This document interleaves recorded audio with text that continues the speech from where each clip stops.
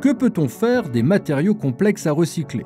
Gravats de déconstruction, sable de fonderie et sédiments fluviaux sont peut-être les matières premières de demain. Le constat est simple, nos ressources naturelles se raréfient.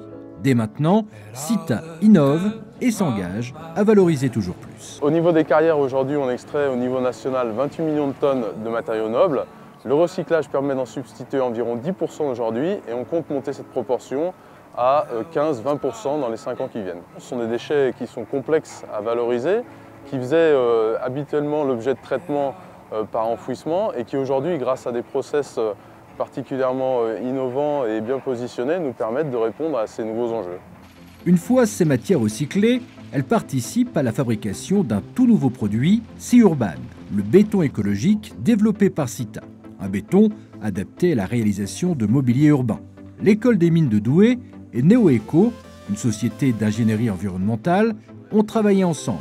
En effet, après 1 an de tests à la fois de coulage et de résistance, ils ont abouti à une formulation innovante. Ces formulations à base de sédiments fluviaux sont rares. L'objectif principal de ce projet, c'est de pouvoir montrer au pouvoir public qu'on est capable d'utiliser les sédiments dans le béton avec les mêmes caractéristiques que le béton, classique. L'entreprise Doublé, elle aussi toujours prête à relever les défis de l'innovation, a travaillé en collaboration avec la société Pix Design. Ensemble, ils ont mis en application le béton écologique développé par Sita.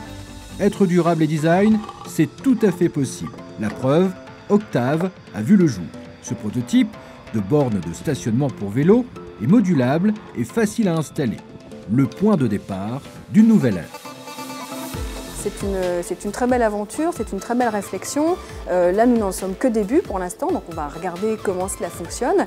Et puis avec notre partenaire Sita, voir de quelle manière on peut concevoir effectivement d'autres produits pour enrichir cette gamme de produits qu'on espère voir dans notre environnement urbain très bientôt. Cette borne de stationnement pour vélo est un exemple concret de ce que l'on appelle l'économie circulaire. Avec C-Urban, ce sont des sédiments, des sables de fonderie et des gravats recyclés qui remplacent le sable et les granulats de carrière. De cette façon, on puise moins dans les ressources naturelles et on crée de nouveaux métiers d'avenir. On se doit tous de remplacer les matières premières par des matières premières secondaires et c'est tout le rôle et tout l'enjeu de l'économie circulaire.